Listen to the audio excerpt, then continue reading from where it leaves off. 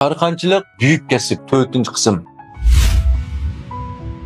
Steve Jobs. Aldığın sanda Microsoft'un kurucusu Bill Gates'in sözlügen endi Steve Jobs doğrusta paranlaşıp bakalım. Steve Jobs olmuş şirketinin kurucusu. Steve Jobs ölüp gitişti burun. Olmuş şirketinin bazar kıymeti yüzüden başka 3 elektron şirketinin jığındısıdır mı çoğun oğan. Hem Steve Jobs ölüp ketken bugünkü zamanı kandak okumayma. Lekin şu hayat vaxtida bir almış şirketi başka 3 almış şirketidir mi çoğun oğan devatıdır. Steve Jobs'un insaniyet ekegen en çok tökpüsü biz mahsulatni xarida o'ylagandimi yaxshi sifatli qolsiq yasab alsak bizning g'alba qilmaslikqa bahonamiz yo'q deydi. Endi bu yerda Steve Jobs kichikdilla bir narsalarni nihoyat go'zal, intayin mukammal, nihoyat obrazli, shunday sifatli qilishni o'ylaydigan mushundaq bir bola ekan.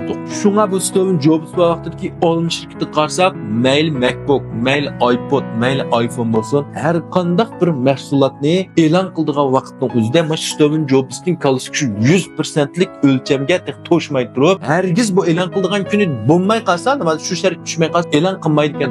Bazağım sanmaydı ekan. Chuqur men degan sifatga, men degan shu holatga mukammal yetgandan keyin anonikin bazağ salmayızda. iPhone bilan bakarak biz tunush 1-avloddan 4-avlodgacha sizlarga qarab beqanlar qani. Endi lekin boshqa korxonalar qarsak o'xshamaydi. Ular manchunjalik mahsulot e'lon qilamiz degan bo'lsa, navad shu kuni bu mahsulotning ma'lum bir chol yerlar bo'lib qolsin, aplab-saplab e'lon qilib deyilverdi. Lekin olmuş şirketi Steve Jobs bu vaqtning o'zida mumkin emas, unda qilmaydi.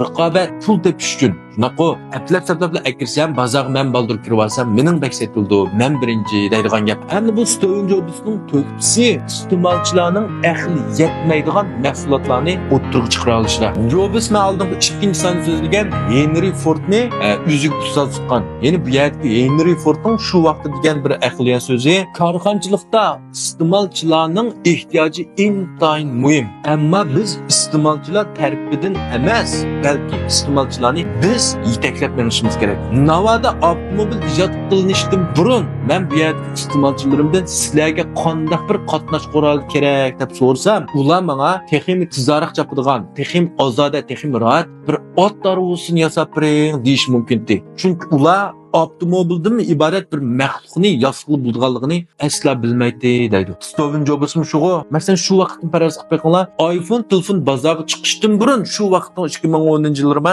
navada Steve Jobs siz bilan bizdan qanday bir telefonga erishgan desa, biz eng ko'p bo'lganda shu vaqtdagi Nokia, Motorola, Samsung qatorli anjallik telefonning tasavvuridan olqib ketolmaydik. Chunki biz bu olmi telefonga o'xshash bir Samsung bunday aqliy ixtiro telefonlarni ijod qilg'ili bunday yaxshi ishlatib bo'lganligini tasavvur qilamagan. Biroq Steve Jobs iste'molchilarni yüz yetaklab mandaq narsani ishlatsanglar bo'ladi deb o'ttirib chiqarg'achqa butun bozorni mushullar egalladi. Mana bu Steve Jobs bir korxonchining butun insoniyatga qo'shgan to'kpisi, korxonachi emasmi? Unda esa mamlakatimiz korxonchilardan Mayun bilan Mahvatning hammamizga tunish, to'liq anglagan ismlar. Unda bo'lsa bularning epkelgan qanday to'kpisi bor bizga? Keyingi sonda mashq to'g'riliq paranglashaylik. Xayr xo'sh.